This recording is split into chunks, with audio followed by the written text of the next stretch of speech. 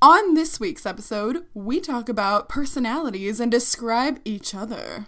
We help you get to know us a little better and talk about personality typing tools, so stay tuned.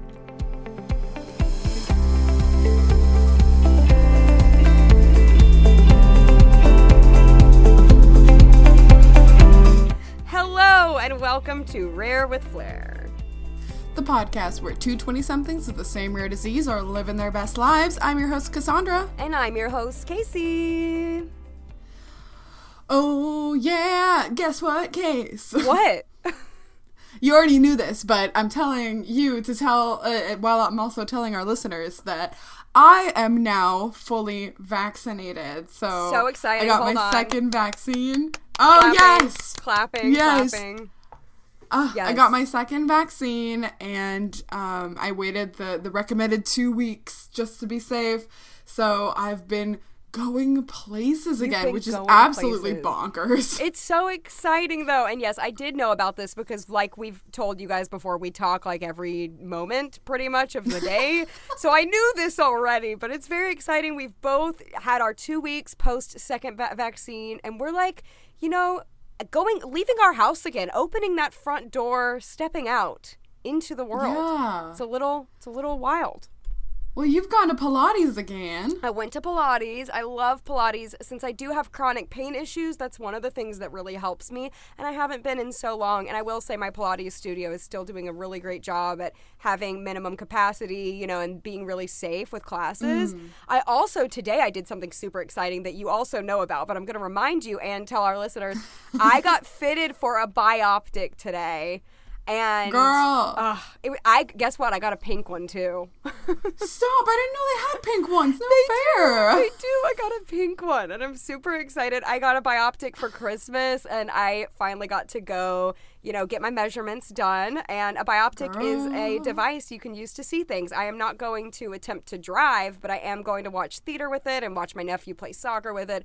All exciting things. That's so exciting. Yeah, for those that are unfamiliar, it's kind of, think like a pair of glasses and then having like a telescope mounted on top of one of the lenses, and so you can see from a distance without having to like hold anything or lift your head too much or yes. It's a pretty cool tool. I've had one for exciting. Many years. I've used it for, I don't know, when I was in school. I've used it to watch plays and sports, and it's a very convenient tool, but a lot of people with low vision can use it to drive.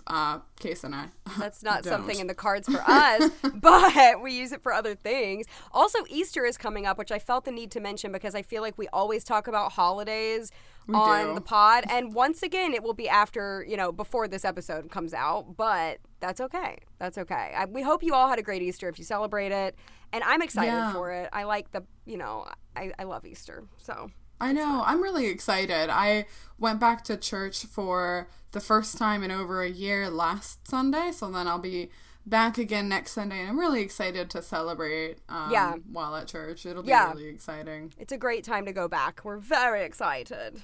Yes. Hey everyone, this is Cass popping in, and we wanted to mention also that this episode is exciting because it comes out on April 6, 2021, which is HPS Awareness Day, Hermansky-Pudlak syndrome, the rare disease that we have. We have this awareness day, was established a few years ago, and it's really cool, and we hope that you, if nothing else, take the time to learn a little bit about Hermansky-Pudlak syndrome, maybe listen to one of our previous episodes where we talk about it a little bit more. Our colors are red and black, so and polka dots, so if you wear your polka dots, and it's also because the network was officially a 501c3 nonprofit organization in April 6 of, I think, 92. So really exciting day, and we're really glad that you're here listening to us and our journey with Hermansky-Pudlak syndrome. I'm gonna slide back into the rest of the pod. So, everybody, we're so excited today. We're going to talk about personality types. So Cass and I are really, really into typing and these different personality tests. And we do want to say a quick disclaimer, though, which I feel like we have a disclaimer at the beginning of every episode, but, you know, you got to. When you Don't we? If you talk for an hour about something, sometimes you just got to say it. So our little disclaimer is we think a lot of these personality typing tools are really beneficial for people to learn more about themselves and about each other. But also, you know, some of them we have to take with a grain of salt because we don't want to put people into boxes. It can be helpful, but it also could be hurtful because human beings are very dynamic. So, you know, maybe do it for fun and use it in your life, but just, you know, not to the point where it gets negative and you're boxing people in, you know? Yeah, absolutely. And there's so many of these. We were just going to talk about both some of the bigger ones to us and then some of the ones that we just thought would be a lot of fun. So we just hope that it's a fun way to get to know us.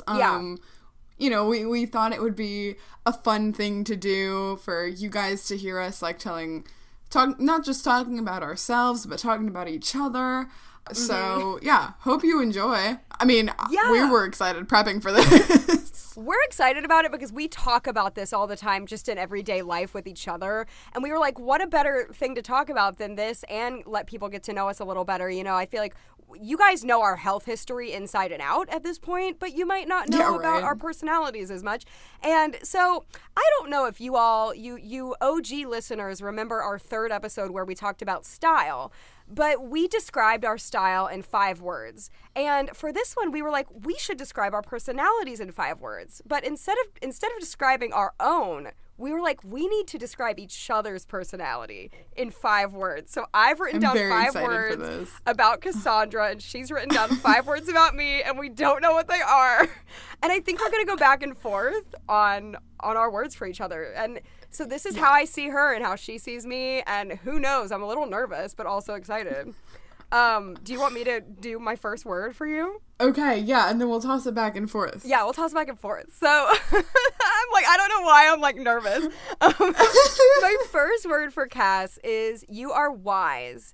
So we know that Cass is very intelligent. She's an engineer, for goodness sake, but she's very wise. The way you view the world and your maturity, it's really amazing. You don't care about the little things in life, and probably a lot of that, you know, a lot of your health history has shaped your worldview, but you're just, you know, we always talk about that Cass is younger than me, but she's very mature because age is just a number, and you're even more mature than a lot of people I know who are older than me. So yeah, wise. That's my first word. I'm gonna go. I feel like I went on for so long. No. I'm gonna go on for so long. I felt like the first word that came to mind for you was just empathetic. Like, it's just core to who you are as a person. You care about so many things. You care about people, you care about issues, you care about the world at large. You have a huge heart, and I think that is something that I really admire. Just how much love you have to give and how much care, and also how well you take care of those around you in your life. Just all parts of empathy, and it's like the first thing, it was like, I gotta write this one down because it's just so on the nose. Oh, that's so nice. I feel like we feel awkward taking compliments, so this is like an exercise for us to like take the compliment, you know, and move on, but that's very nice. So the next one, I think you're going to laugh at this next one. My next word for Cass is assertive. Yeah. And this is, you said you admire my empathy. I admire how assertive you are because I'm not good at that. So Cass stands up for what she believes in. She's going to say it how it is, and you're not rude, but if someone is doing something wrong, you're going to stand up for it, and you're going to be assertive with what you want. Also, if there's something you need, you're gonna get it. And it's really amazing because I'm sometimes more passive when I need to be more assertive, so it's great to have you around and watch that side of you. I appreciate that. I feel like, yeah, we have these love fests all the time where I feel like you're like the yin to my yang, Yeah, like I need your gentility. Yeah, but I need your, it's like we need each other because I'm a little too gentle sometimes. So my second word for you is genuine. I just feel like you are you're a down-to-earth person. I think, like, anyone who has had the privilege to talk to you at any point in time would know that you're an easy person to talk to, and, you know, your first impression is how you are. I know, like, you're kind of, we'll get to this later, I know you're kind of an introvert, but you're still, like, a warm person, and that makes you, like, makes you really easy to talk to. I know that, you know, you don't really say anything that you don't mean, and I really, really value having relationships with people that are like that. Thank you, and that's so funny because I actually had genuine on my list for you, and I ended up taking it off. Not because you're not genuine. I have a billion words I could use to describe you, but I ended up taking it off. But you are like that too. Like with Cass, what you see is what you get for sure. My next word for you is loyal. Like you are loyal to the core. You have your loved ones, your circle, your family and friends, and you will stand by their side till the end. You will protect them and stand up for them and be there for them, and you're just loyal no matter what. If I was going through something, you'd be by my side. So that's something I see in you. I had that on my list for you. Oh my goodness. That's so nice. Oh, that was the one at the end, but I guess I'll do it really quick now, just because really, like, you also are very loyal, and you're like a great friend. I feel like sometimes some people, I'm not saying like any of my friends, but I'm saying like sometimes some people aren't really great friends, and they have a hard time like putting other people first, or, you know, you show up. Like, even if you don't want to be there, if you're tired, if you just have something else to do, like, you're always going to be there. You're going to put someone else's needs before your own, and you're going to be a great friend to someone. You'll be there to listen. You'll be there to do what anyone needs you to do. Like, you are available, and you're a great friend. Oh, I feel the same way about you, girl. Okay, my number 4 for you is, and I think you'll like agree with this one and totally see what I mean. You are outgoing, and yeah. like when Cass walks into a room, she like lights up the freaking room because she's so fun and bright and cheerful, and like you are always up for an adventure. You're always up to try something new. You love travel, and you're just outgoing. Like you'll go. So yeah, I'm not great at that. So I love that about you.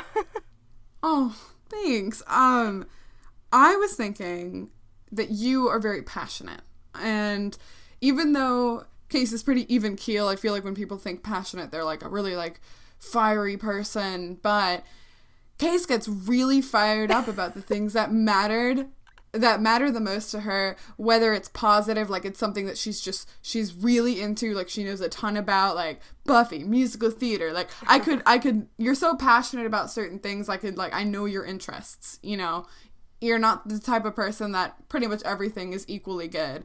Yeah. And the same applies to like things that like really just get her going, like vaccinations. I get a little heated about my love and passion for vaccines. Yeah. So yeah, you're definitely a passionate person, and in like online forums with people with chronic illness or with albinism, like Case is always there to point people in the right direction. She knows what she needs. She knows what she knows, and she's gonna tell everyone, and I love it. Oh, thank you.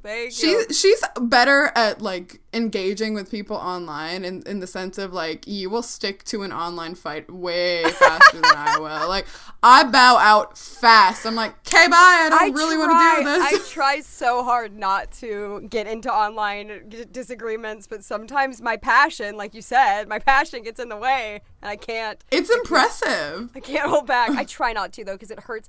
I hate confrontation at the same time, so it like hurts me so badly, and I get bothered and upset by it, so I try not to. My last one for you, and I feel like maybe this is not a word that you would like first think to describe yourself, but I see it in you so much. My last one for you is you are caring, and you you're a very, very good listener. Like, I probably bother Cass with, like, my issues way too often.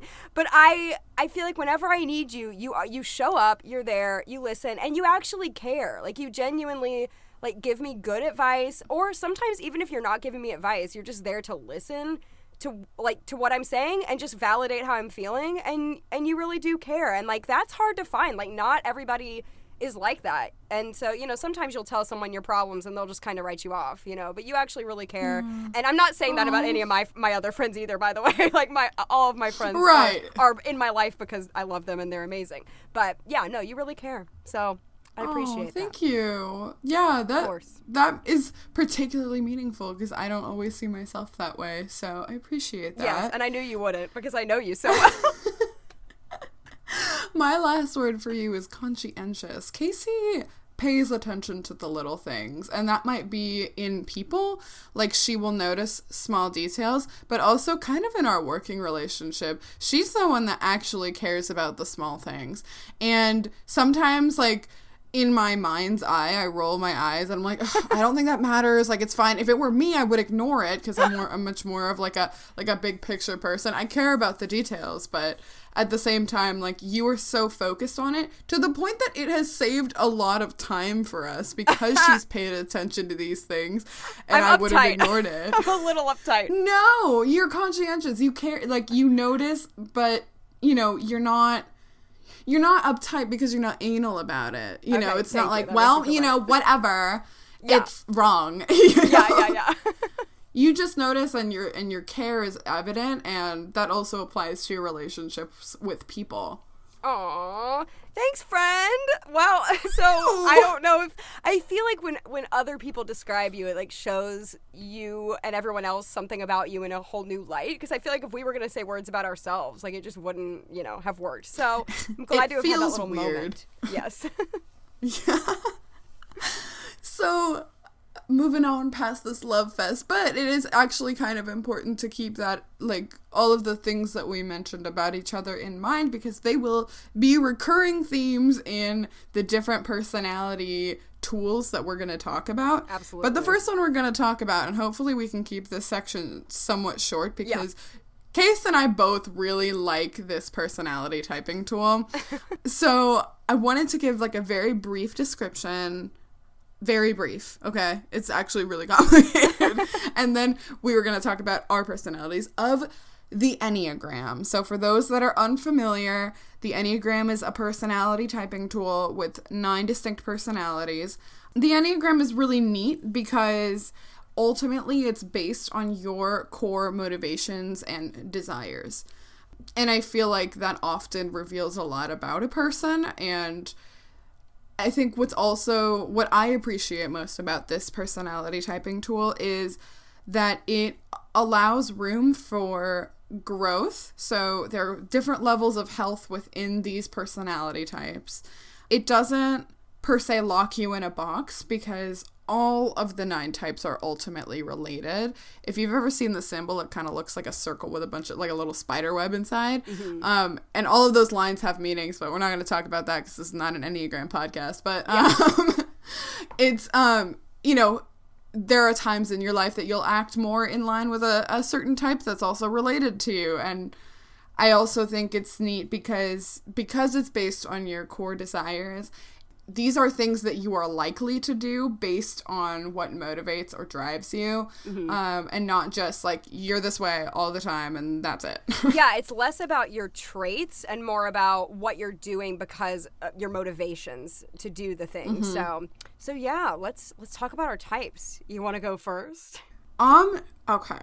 So there are 9 distinct types and they're on a circle, and so they each have different names. Depending on where you look, there'll be slightly variations of each other. But I am type number 8, which is called the Challenger. Which I think is that makes me laugh. Funny. I don't know. I think it's funny too. So we're gonna read like little excerpts from the Enneagram Institute's website. So 8s are self-confident, strong, and assertive. There's that word again. Yep, assertive. Protective, resourceful, straight-talking, and decisive, but can also be egocentric and domineering. 8s feel that they must control their environment, especially people, sometimes becoming confrontational and intimidating. 8s typically have problems with their tempers, which I feel like is kind of true. I'm always mad, y'all. No, you're not. And with allowing themselves to be vulnerable. At their best, 8s are self-mastering. They use their strengths to help improve others' lives, becoming heroic, magnanimous, and inspiring. What a word. Wow. Magnanimous? I know, right? Magnanimous. Oh, wow. magnanimous. Wow, okay. Yeah, it's a long word. Basic fear is of being harmed or controlled. So basically my core motivation is self-preservation. And my basic desire is to protect myself and to be in control of my own life and destiny. Ooh, I love it. And you are like, a lot of those words do describe you. You're very decisive. Yeah. And there were a few other words that I was like, yes, that is you. So yeah, I love that. It is very and helpful. very straight shooting. Yeah. So, it feels super right for me. Yeah, no, it does for sure. So I am an Enneagram 2, which is the helper. 2s are empathetic, sincere, and warm-hearted. They are friendly, generous, and self-sacrificing, but can also be sentimental, flattering, and people-pleasing. They are well-meaning and driven to be close to others, but can slip into doing things for others in order to be needed. They typically have problems with possessiveness and acknowledging their own needs. At their best, they are unselfish and altruistic. They have unconditional love of others. Wait, where's the at their worst? Did I not copy the at their worst? At their worst, they're absolutely perfect. I think at their worst, it already kind of said it. Like, they're people-pleasing and, doing things to be needed. But my basic fear is being unwanted or unworthy of being loved. And my basic desire is to be loved. And, or to feel love, it says here. And, all of these Enneagrams, all of the desires are kind of what anybody would want. Like, to be safe, to be loved, to self-preserve. Like, we all want these things. It's just, what is your main motivating thing in life is really what it is. So, yeah, we find it to be a helpful tool. There's so much more we could say about it, honestly. Like, I mean, there are wings. So I'm a 2, so my wing would either be a 1 or a 3. Cassandra's an 8, so her wing would either be a 7 or a 9. And I happen to be a wing 1. And wing 1s are really about, like, right and wrong, rule followers, like, morals, which totally fits in line with me. And Cass is a type 7. And you can, like, if you want to, a wing 7, I'm sorry. 8 wing 7. Right. So the wings are based on, like, what number is adjacent to you on the circle. So Case just explained that they're on, like, what number, if you look at the diagram, what number would be on your right and on your left.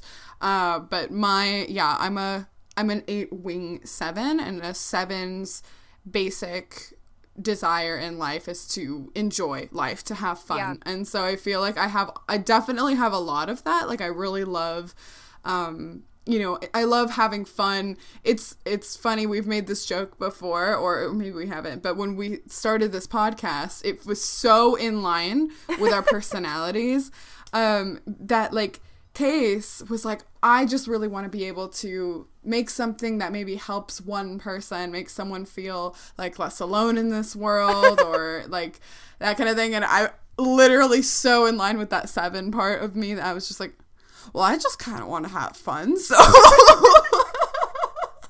I know. I was like, maybe we can help people. And you were like, I just thought of how much fun we'd have together doing this. So literally so our personality types. Like, it has been a blast. No, it has been a blast. And, like, and that's the thing. We both want both of those things. Like, I want to have fun with you too, and you want to help people too. But, like, my main desire is to help people, and your main desire is, like, let's have fun with this. Like, let's, like, pick a really fun hobby. And so I think that's great. What's been cool is we've gotten to see both of those things. We've gotten some really sweet messages from some of you guys that have said, like, really encouraging things to us that, this podcast or a specific episode spoke to you. And honestly, that's amazing. And we feel honored that could have, this content that we make could have such a role in your lives. But Yes. honestly, yeah, we've also really had fun. And we made shirts. That was cool. We made shirts. We've had fun, getting to know each other better and, planning out these episodes. And, basically when we're recording it, we're just talking. And so that's fun. Basically. I like talking to you. It's a fun thing to do. We're having a fun conversation. Yeah. So, it's very fun. And we hope we can help people. So... The next one, if you're ready to move on, are we good? Are we done with the Enneagram? I know the Enneagram's our favorite, so we thought we would probably take the longest on that. But the next one, if you've heard of it, is the Myers-Briggs personality type. Now, this is another typing tool. There are 16 of these personalities, which is a little harder to keep up with than the Enneagram, which is only 9. And it is a combination of 4 letters. So we will name you our 4 letters and tell you what they mean. I think Cass doesn't really connect with this one as much. You can talk about that if you want. Yeah. Yeah, so I feel like with who I am as a person, I definitely feel much more seen with the Enneagram. One thing that's there's a very long description of the type 8, but one thing that's in there is that one of the words that Casey said is that I'm both very loyal and I can be very caring, and those are things that I don't show them outwardly per se, and the Enneagram helps me feel validated in that I have kind of a tough exterior, but I'm really soft inside, and I have feelings and emotions, just maybe not as many. But with the Myers-Briggs, I feel very flatlined, and y'all will see and maybe in this description, it's very so there are 4 letters. There are 2 possibilities for each letter, therefore 16. I think this also, as an aside, I think this personality typing is more about your traits and more about how you interact with other people and the way that you make decisions. So, yes. Ultimately different basis. Yes, different. But the first letter is, are you introverted or extroverted, which is E or I? Yes. Are you intuitive or... What's the other one? What's the other one? I don't know. We were ready. We were prepared. Maybe we can just link info in the show notes for everybody. There we go. Should we do that? Yeah. But are you more of a thinker, or are you more of a feeler, and then are you Right. more perceptive, or do you make more snap judgments? Right. And really quickly, I know we talk about the show notes all of the time. I just want to make sure that people know that how to get to them, because I was listening to a podcast recently where they were talking about the show notes and told people how to get there, and I was like, maybe that's a good idea in case, I'm sure a lot of you know, but in case some of you listening might not know where these show notes are, they're on our website, rarewithflair.com. And on there, you can find show notes for every episode where we link things. So we will link the Myers-Briggs. Like Cass said, we don't know as much about it, so sorry that we're not experts on these things. We're just sharing our personality types. Right. So do you want to go first with this one? Sure. So I am an INFJ, which is introverted, intuitive, feeling, and judging. So the little excerpt we have here I think it's from 16personalities.com. We will link it. They tend to approach life with deep thoughtfulness and imagination. Their inner vision, personal values, and a quiet, principled version of humanism guide them in all things. And there was one more thing I read that I actually thought was really me that I was going to read. So I'm called the Advocate, and it says, Advocates' unique combination of personality traits makes them complex and quite versatile. For example, advocates can speak with great passion and conviction, especially when standing up for their ideals, but at other times, however, they may choose to be soft-spoken and understated, preferring to keep the peace rather than challenge others.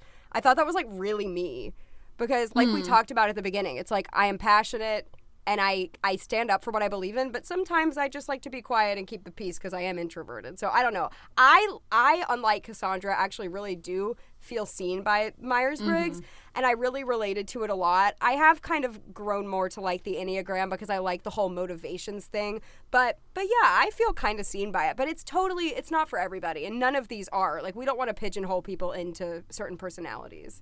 So Right. So I am an ENTJ. So that means I am extroverted, intuitive, thinking as opposed to feeling and judging. And ENTJ is a decisive person who loves momentum and accomplishment. They gather information to construct their creative visions, but rarely hesitate for long before acting on them. And I do vibe with all of that, but it's more when you start reading more about it into like kind of the strengths and weaknesses. And I feel like I do see myself there, but the weaknesses I felt like are really aggressive, like lack of emotional connectivity and arrogance, and I was like, dang, okay. And you're not arrogant at all. I don't see that in you at all. And yeah, they made you feel like kind of an authoritative, like unfeeling kind of person is the way it describes I felt like you. a corporate robot when I read this, because it's also called the Commander.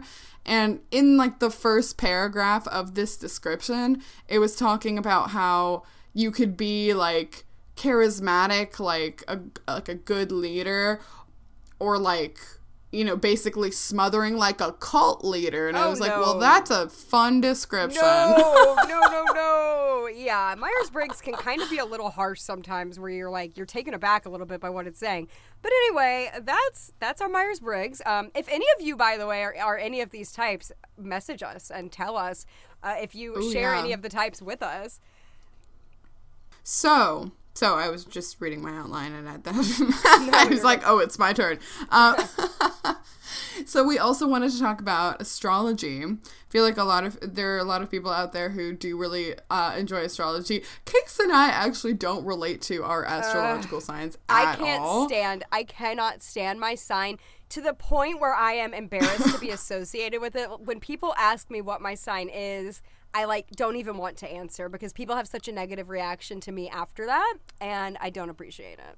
So thanks. Well, and you're nothing like that. Yeah, I don't really relate to it much at all.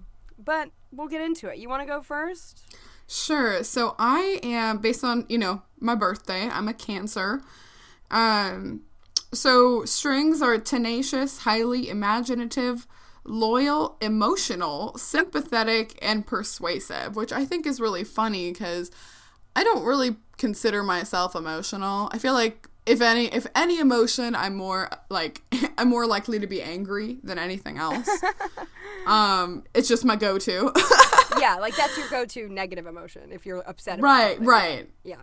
And then weaknesses are moody, pessimistic, suspicious, manipulative, and insecure. No! Which I really don't think the last three fit me very well at all. No, not at all. No, I mean, I don't really what see does suspicious any of those. mean? Loyal, maybe, is the only one I can see that really fits you. Here are mine. I hate to admit to everyone listening to this pod, I don't want to upset you when I say that I am a Scorpio. So yeah, that's unfortunate for me, and no offense to any Scorpios out there, because I am one. I don't relate, but my strengths are I'm resourceful, I'm brave, I'm passionate, I'm stubborn, and I'm a true friend. I mean, I am passionate. You are a true friend. Well, thank you. And I am passionate, but not quite in the way that is described. Okay, my weaknesses: distrusting, jealous, secretive, and violent. None of those are you. Literally none. At all. And it's like, I will be the first person to name off my weaknesses. I have a lot of them, as we all do as humans. And I know, I consider myself to be a pretty self-aware person, and I try to work on my weaknesses. But violent? Not at all. Secretive? I put my whole life on a podcast. I'm not at all secretive, violent. I'm not distrusting either. I'm not jealous. I don't understand that. No. But no. So I feel like Scorpios are often seen as really, really fiery. They hold grudges. They're just angry and scary. Everyone's like, you don't want to piss off a Scorpio. No, you could do something pretty terrible to me and I probably would still be nice to you. I don't, and that might be a problem within itself, but I'm not a Scorpio. I mean, I am a Scorpio, but I don't relate. Yeah. So those are our thoughts on astrology. I feel like some people, there's I feel like more to it, but not that we've done any digging for it of moon signs and rising. No, yeah. I don't know what that means. So. I know. Some people say I'm a whatever moon, and I'm like, maybe I just need to discover what I really am, and maybe I'm not really a Scorpio after all.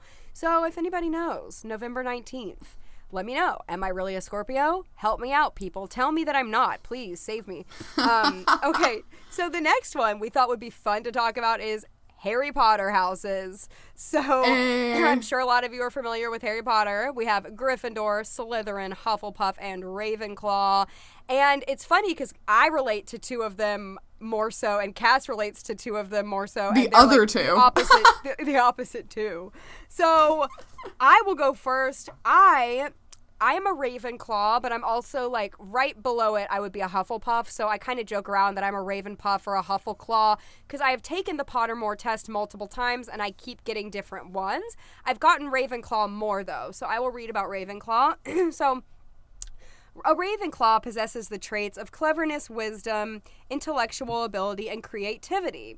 Ravenclaw are noted for their individuality and acceptance of people and things that others might consider weird, as well as their intelligence. They can also be quirky and possess unusual intellectual interests. So I am not, like, intelligent in the school book smart kind of way. I'm not, like, dumb. Like, I did fine in school. No, but not by any means. I am... when I am passionate about something, like when I'm interested in, like, musical theater or other things like that, I do really love to learn, and I try to learn everything I can about that topic, and I really dive deep, and I like being creative and imaginative. So I like, you know, quirky, different kind of people and being friends with them. So that's kind of why I feel like I fit into Ravenclaw. Not as much for, like, the straight A's kind of thing, but for the thirst of knowledge and other parts of my life, if that makes sense. Yeah, I feel like that really fits you. Yeah, and of course, like, you know, we are of the generation that grew up with Harry Potter, but I really like it. You know, I think it's a good set of stories, and so there's Gryffindor and there's Slytherin are the other two, and so I have also had the same thing as Case, where, like, I kept getting different answers on the quiz. So I once, like, went on Facebook several years ago, and I was like, everyone, I need your crowdsourcing. I did the same thing on Facebook. We need to find those old statuses. It's so funny. And through Facebook, and then I took the quiz a few more times. It was the one that I got the most as well. I am a Slytherin. So Slytherins are associated with cunning, ambition, and a tendency to look after their own. Slytherin has produced its share of dark witches and wizards, but we're not afraid to admit it. It's okay. Sometimes you get some bad eggs, but hey, that doesn't ruin it for the rest of us, okay? Slytherins are always striving to be the best, something they have in common with Ravenclaws. However, Slytherins will never leave their own behind. We're very, like, fraternal, based on, we went on the Harry Potter fandom wiki, so we're very, very fraternal, love our people, and yeah, like, you know, we'll go to, like, many lengths to get things. I also feel like I can vibe with Gryffindor, which is, you know, about, like, bravery and kind of rising to a challenge. Like, I feel like I definitely have a lot of that, but yeah, I think ultimately I like, my loyalties lie with Slytherin. Yeah, the loyalty, like, the ambition. I feel like that really fits you. I feel like Slytherins and kind of your strong personality type in general, you can kind of go one of two ways. Like, you could go down this path of, like, using that power for, you know, like, your own gain or something like that.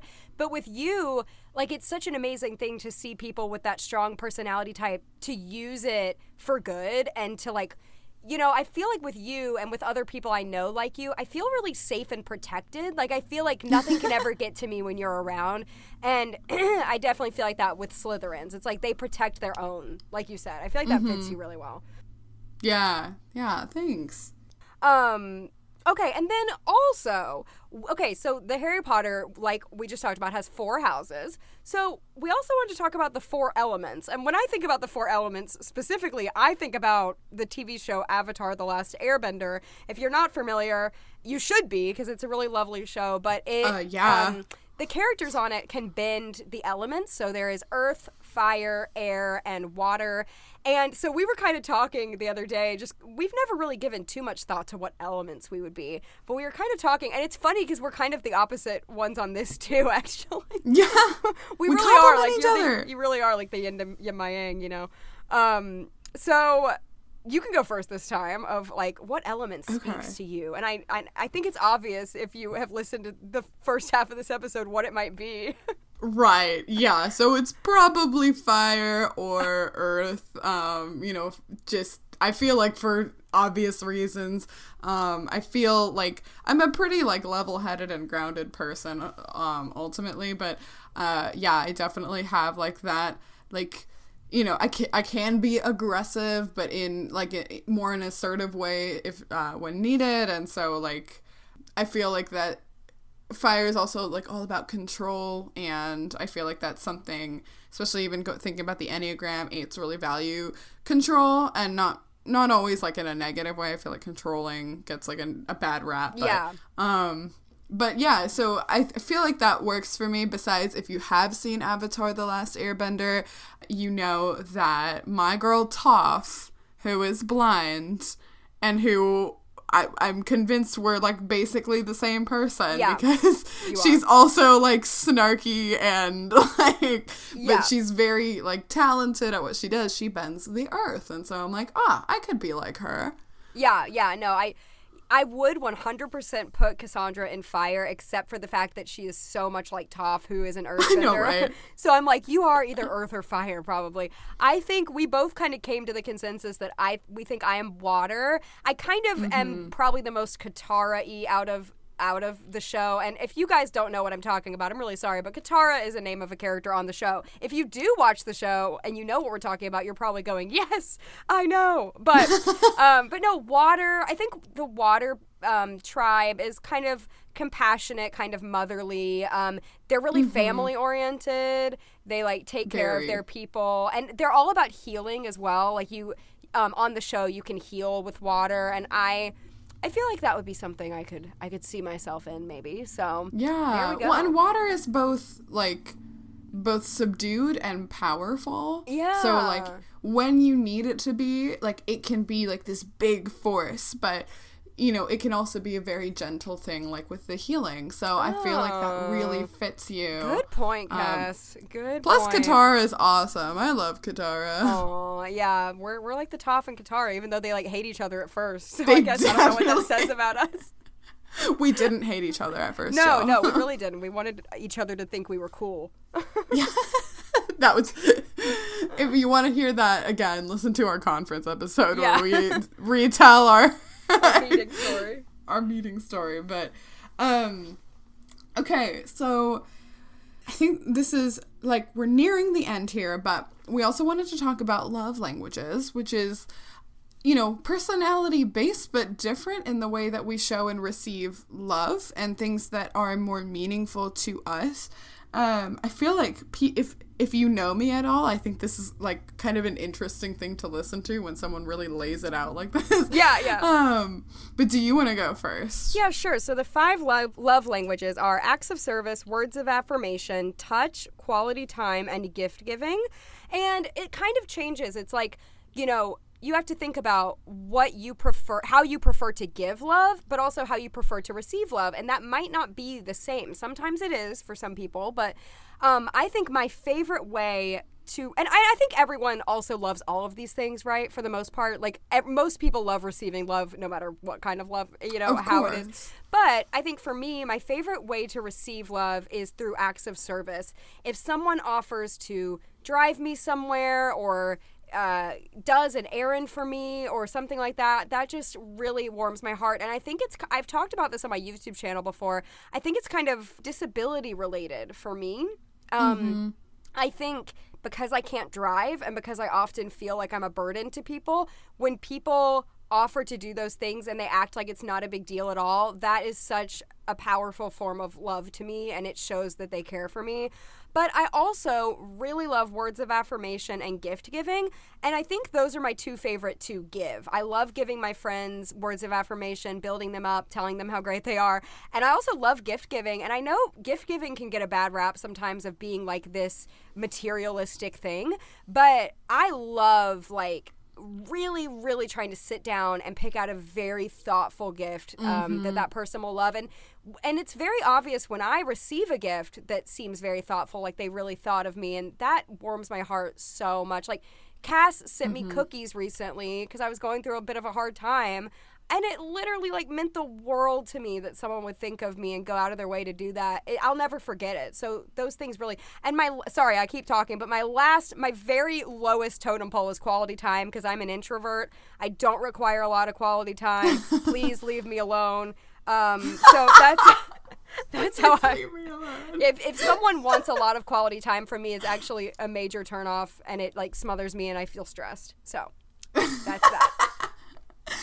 Right. So, I think that my giving and receiving are actually pretty similar. They're pretty on the nose for me. And I've also noticed that, I've wanted more or less of these different things at different times in my life. That makes sense. You know, I feel like it's definitely changed over time based on my situation. Like, I've heard about these love languages since I was a teenager, and so some of them didn't mean as much to me as now as an adult. I'm independent, kind of doing my own thing, and so sometimes it's just that much more meaningful. So my favorite thing is I really like gifts, which again could sound really shallow, and I'm very picky about it, so it's not just like any little thing, you know, but when there is that thought to it, like if you have given me a good gift, I remember that. Yeah. And I likely still use it. I have like, unfortunately, I do have like very strict criteria. Like, I don't like to collect things. So, you know, a meaningful gift to me would be like an experience or something that you know that I'm going to be able to use. Things like that. Those are like some of my favorite things to receive. Like Case got me, speaking of good gifts, Case got me for Christmas this kind of like I don't know what I'd call it. It's not like a plaque, but it's kind of like a little stand of after we did the music episode, which was number 7. I said my very favorite song, and Case got me like something that had that favorite song on it and like a little barcode to scan if you want to hear it on Spotify. I was so moved. Like, it was so special to me, and I love seeing it in my house. It makes me think of you. It makes me really happy because it is like my favorite song. Yeah. And so, you know, good gifts mean a lot to me. I think I'm an extrovert, so I really like quality time. I think when people go out of their way to, you know, say like, hey, let's hang out, like, I'd love to spend time with you, like, I enjoy your company, I think that that's really special to me. My next one is acts of service. Like, pretty much what you were saying. I didn't really value this much at other times in my life, but I feel like now at the state that I'm in, like, if you go and do something for me that I could not do on my own, or that it would have been like a pain for me to do on my own, and again, you act like it's no big deal, wow, that is so like nice. And I'll remember that. Like, it, you know, it really feels special. And then my last two are touch and words of affirmation. Again, I've valued words of affirmation more in times of my life, but I think I was more insecure in who I was as a person back then. And so I think I needed more of that. But at this point in my life, I'm pretty okay with who I am. I know myself way better than I used to. And so I actually get a little annoyed when people are really over the top with their compliments. I kind of start to get a little suspicious. It feels like someone wants something. Yeah. It feels like kind of, yeah. And I love a good compliment, but when it's like based in something, when it's like, you did a great job at this thing, or, I really appreciated how you were there for me at this moment. Mm-hmm. But when it's just like, oh, you're such a nice person, like, you're so pretty, like, that doesn't speak to me. Yeah. And that's funny that touch was both of our second to last one. So, yeah. I guess I love a good hug, but fine. I don't know. I'm not, like, super smothery with my touch. Yeah, me neither, totally. Not a PDA person, really, either. So that was the last one. I kind of wanted to quickly touch on something. If you guys have heard, I am a highly sensitive person, and this is not just me describing myself. This is actually like a personality type, and people call it an HSP, which is really funny because we have HPS, which is our rare disease. So I'm like HSP, HPS, I don't know. But I feel like out of all of the personality typing and tests, this is the thing that I have related to the most out of anything else. So I wanted to read just a tiny bit about it because I have never felt more seen than when I read about being a highly sensitive person. I feel like the word sensitive gets such a bad reputation, and people think, they can't say anything to you or you're going to be offended by it. That's not what it is. So for me, it's things like avoiding violent movies because it upsets you, being deeply moved by beauty and nature, being overwhelmed by major sensory stimuli like uncomfortable clothing or bright lights, feeling a need for downtime, having a rich, complex inner world, complete with deep thoughts and strong feelings, sensitive to other people's feelings around you, like if someone is in a fight, even if they're not in a fight with you, if they're in a fight in front of you, it really upsets you, and also things like being really sensitive to your blood sugar when you get low blood sugar, or the volume on the TV. Is it too loud? Is it too soft? Just being overly sensitive. And that's, I don't know, I just kind of wanted to read a little bit about that because if you want to read more about it, we can link. There are a lot of articles on highly sensitive people, but I am a highly sensitive person, and that is something that really affects my life in both a good and a bad way, but it's a big part of my personality. So that's me. Yeah, and I think we all have degrees of sensitivity. Yeah. Case was telling me about this a couple months ago, and then she sent me this quiz that she took. And out of 24 or 28 or something, I don't even remember how many there were. I got 7. Uh-huh. So, I had a degree of sensitivity. I'm definitely moved by art. I do care, but when some of those things that you listed, I don't really have a super rich inner world. I do have a difficult time knowing, what people need in a situation. So I'll usually, me being direct, I'll usually ask, how can I help you right now? But, it's more difficult for me to assume people's needs or that, or notice that they're particularly bothered, but it's not like I can't read a room. Right. But Case got, all of the things. And it's you definitely are still sensitive. I feel like if someone had zero sensitivity, they'd be pretty much unfeeling. Oh, yeah, I think it's just, are you sensitive or are you highly sensitive? I think that's, the difference. I am highly sensitive. Even, when I was a kid, my socks would, bother me and, feeling of my clothing and things like that. And so, yeah, highly sensitive person. Look it up. It's very interesting. It's cool. And yeah, it's, maybe I'll link that quiz too if you're interested in how sensitive of a person you are. Exactly. So, we have a game. This is a fun one, guys, so don't miss out on this game. Don't touch that dial. Don't touch that dial. We are going to do who is more likely to out of the two of us. This is kind of one of those silly games they play at weddings sometimes, but I've seen friends and family members do it on Instagram. There was a trend on Instagram where it was going around. Cute. And so we're just going to name off statements of who is more likely to, and we're going to answer. And I wrote down 5 and she wrote down 5, and we do not know each other's. So we can go kind of pretty quickly through this, but okay. My first one. Who's more likely to get away with murder? It is. Should we do 3, 2, 1 and say? Is that what we're gonna do? Oh, I'm trying to think. I know the answer. Okay. I think. Yeah. I think. Are we doing 3, 2, 1? Okay, I don't know. I feel like that's gonna be weird That's with the gonna lag. be hard but to hear. Okay, no, I'll just say it first. I think it's you, my friend. Really? I thought it would be you. I feel like I would be the type of person to have like a crime of passion. Like I'd be so mad about something that someone did to me that I would. I feel like you could get away with it much easier than me. I'm not good I'm not good at that. Like I wouldn't be able to hide it.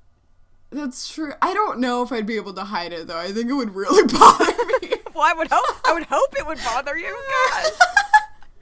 Okay, so we don't have a clear answer on that one. Still undecided who is more likely to get away with murder. Yeah. Okay, so who's more likely to be most creative? Oh gosh, that's hard. I think you are. I think you're very like artistic by nature. Yeah, maybe me, just because like I majored in theater and you're an engineer, which is not, you have to be creative in different ways, but not as like artsy creative, I guess. Like artsy creative. Yeah. So yeah, I guess that would be me. I think that's pretty easy. We got one that we agreed on. This one is really random and it's not to offend anyone. I was just picking out funny ones. Who's more likely to not take a shower for a week? I feel like kind of both of us. Yeah, I feel like we'd be equally likely to do that, but we wouldn't. Neither of us are like super high maintenance with like, I don't know, like I feel like we take care of ourselves for sure. Yeah. But I'm not the type of person that is like showering twice a day, like, some people. I do shower daily, like just because for health reasons, honestly. Well, yes. Like I kind of need to, but yeah, I mean, in terms of who would be more likely to, I think we're probably equally both. Likely to. Yeah. I feel like we could both go a while without washing our hair is something we would do. Oh gosh. Yeah. I've gone. Yeah. Oh, I don't know if I should say. I've gone like a week and a half without washing my hair. Yeah, no, so that's what that's kind of, I know we both like actually shower, but yeah, as far as hair washing, maybe not. Yeah, you should, by the way, you shouldn't be washing your hair that often. It's not good for your hair. No, it's not. So this one I thought would be funny, but I don't know the answer. Who would be most likely to die first in a zombie apocalypse? Me, 100% me. Are you kidding? That's the easiest one we've had. Definitely me. Listen. If there were ever like a desert island situation or a zombie apocalypse situation, I would be the very first one in any situation to go. I'm sorry to say. I think of the two of us, I would probably last the longest. However, because I'm blind, I don't think I would last much longer than other people. I was going to say the problem is I am also blind, so I don't know. But yeah. Like dumb luck, maybe? I like, honestly, I'd probably grab like a machete or an axe and just like swing around and like hope for the best. I feel like I could hide. If I hid, I'm like a good hider, like I could come up with other strategies, but no, I don't think. Okay, who is more likely to become a nun? This is, by the way, I didn't make these up. I found these on a website, so I'm not like, I think me. I think you would. Yeah, it would be me, for sure. I could totally see it. Yeah. I don't know why. I mean, but you're good. You're much better in solid. Yes. Not solidarity. Exactly. Solitude. Solitude. No, that's so true. That's what it is. Like, yeah, my introvertedness. Yeah. Yeah, I would really want to talk to someone. Okay, who is more likely to fall asleep right after a movie starts? Me. I don't know that about you, though. Are you that person? Not usually, but I do like to fall asleep in lots of places. I've fallen asleep I've fallen asleep while getting my hair done. I've fallen asleep at the dentist. I've fallen asleep like when I was in college, I had like a talent for sleeping in corners of the building. Me too. Yeah, girl. Have we ever talked about this? Like I fall asleep in my college classes and work meetings while getting my nails done. I fell asleep in an aquarium once on a field trip. I've almost fallen asleep while getting my nails done, but it's like really embarrassing because then I don't want to like smack my hand on something. Yeah, I can fall asleep literally anywhere except my bed at night, usually. Is exactly how it is. That's so sad. I'm sorry. No, I know. I can take a nap. Like we had a theater building lobby. I would just be napping on that bench every single day, like in public, in front of everyone. But I guess both of us. I think so, but like if a movie starts, I mean, I can stay up late really easily, so like if a movie starts, I'll probably stay awake for it unless I'm like sick or for some reason, but yeah. I don't often fall asleep in movies unless I don't like them. But if I'm into it, I won't. Yeah. Who is more likely to bungee jump? Oh, 1000% me. 1000% you. What, no question, you. Yeah.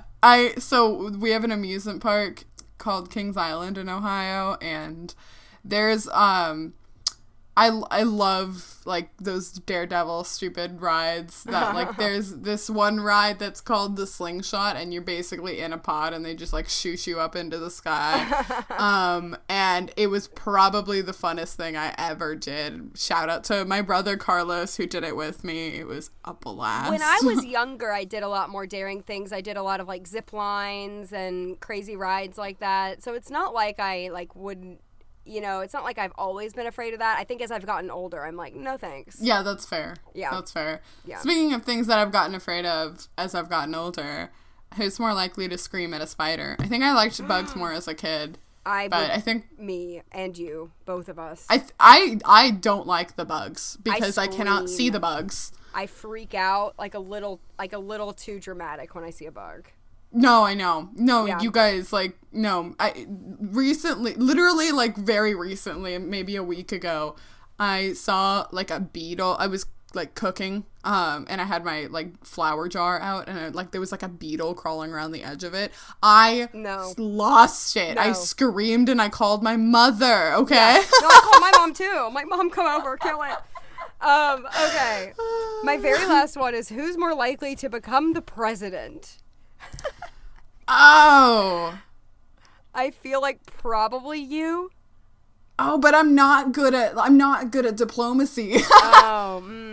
I would put my foot in my mouth. It would have to be like if it were both of us together, we could do it. But like, yes. I'm not good enough at like the not ridicule, but like the people hating you. Like that would be like, because there are people bound to hate you. I can't deal with the conflict and all of that. No.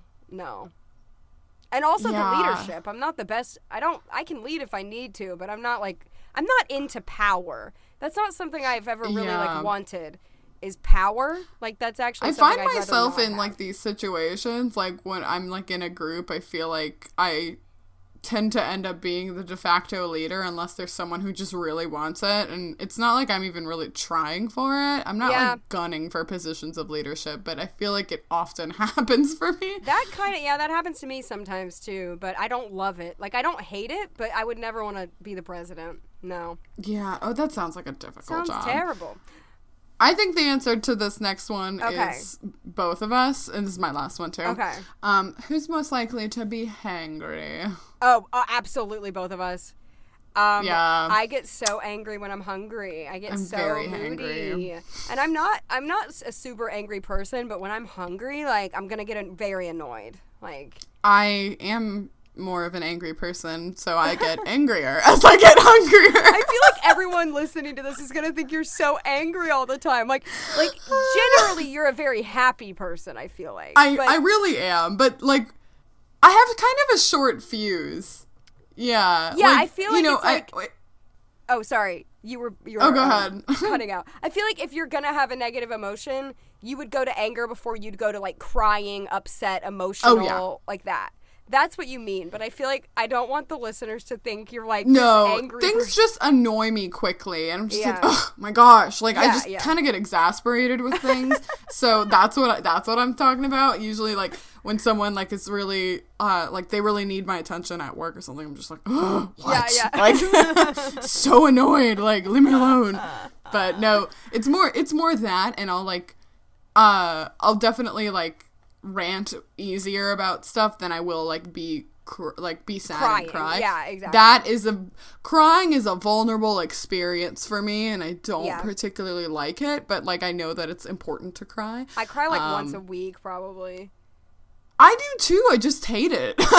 Okay, good. That makes me feel less. It's less like my Thursday cry, you know. My Thursday cry. You gotta do my weekly cry. Hold on. I once saw like an article in The Onion. I don't know if I'll find it, but that was like meeting rescheduled to Thursday, or to, I don't know, rescheduled because of Thursday cry conflict. I love the onion. Oh my gosh, yeah. my headphones are falling out. But anyway, no, that was a fun game. Maybe we can do that again. I like that one. I think it's hilarious. That was fun. And I like that. It goes Yeah. with the personalities because it helps us get to know each other better.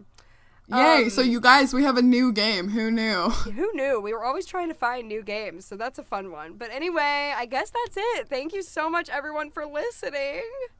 We'll see you back here in 2 weeks. 2 weeks. Bye. Bye.